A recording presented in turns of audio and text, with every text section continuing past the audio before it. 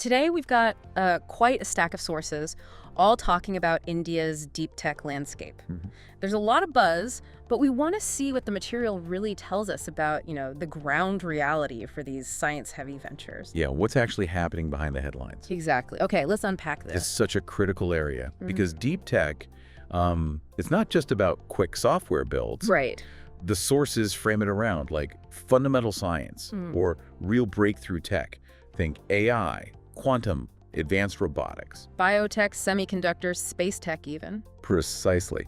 And the key thing, the sources really emphasize this, is that these aren't fast plays. They need serious time, serious investment, and frankly, patience. Patience seems key. Because of the material, it really highlights some big hurdles these companies face in India. Funding comes up again and again. Oh, absolutely. It seems standard venture capital, often wants returns faster than deep tech R&D cycles really allow. Makes sense. I mean, developing a new material or getting a drug through trials, that takes years, right? Years, maybe even a decade or more.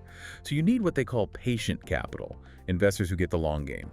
And that specific kind of capital, maybe not always easy to find for early stage deep tech in India compared to, say, an app that scales quickly.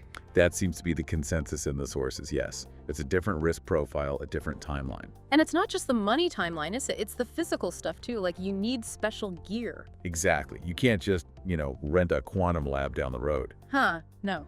The sources point out that getting access to that advanced infrastructure, expensive labs, testing facilities, it's often limited, costly, mostly tied to a few top institutions. Okay, so funding is tricky, infrastructure is hard to access. What about the pipeline from research? Another major point in the material. Bridging that gap between brilliant academic work and a commercial product. That sounds crucial. It is. India has world-class scientists, no doubt. But taking a discovery from a research paper and making it a robust, market-ready thing, that's a big bottleneck. So the knowledge is there, but maybe the structures aren't quite. Like tech transfer offices or funding just for prototypes. Yeah, or even entrepreneurial training for scientists. Yeah. Those mechanisms seem to be still developing and makes that leap harder. And what about bigger companies? Are established Indian corporations jumping in to partner with these startups? The sources suggest, well, often hesitation. Engaging with a tiny, unproven deep tech firm, even if the tech is amazing, it's risky for a large company. It's a different kind of relationship than just buying software off the shelf. Completely different. So that lack of early corporate buy-in or partnership makes it tough for these deep tech ventures to find their first customers or even just scale up pilot projects. Okay, so it sounds like significant challenges. Funding, infrastructure, the research to market bridge, corporate engagement. A tough environment for sure. But the material isn't all gloom, is it? There are positive signs too, efforts being made. Definitely not just problems. We are seeing dedicated deep tech incubators, accelerators popping up. Often linked to places like the IITs. Exactly. Or supported by government groups like Meeting NASCOM. They're specifically designed to offer some of that needed infrastructure and, importantly, specialized mentoring. And the government itself seems more focused now. There are mentions of specific schemes, grants. Yes, trying to provide some of that early stage patient funding that maybe traditional VCs avoid.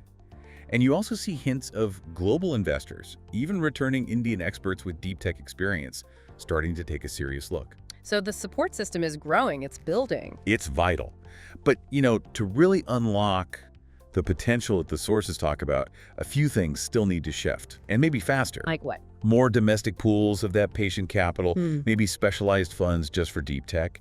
That research to market bridge needs dedicated, well-funded ways to help scientists actually spin out companies. Right, and getting corporate India more involved earlier. Yes, getting them to be more proactive partners, not just waiting for a finished product way down the line. So, the picture seems to be India's building the foundation, progress is happening, but it needs to accelerate and maybe support bolder, more ambitious ideas.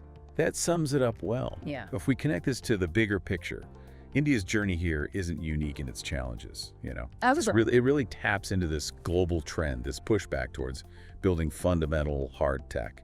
And everyone's grappling with similar questions. How do you fund long-term R&D? How do you get discoveries out of the lab? Right. How do you create that ecosystem where researchers, investors, industry actually work together effectively?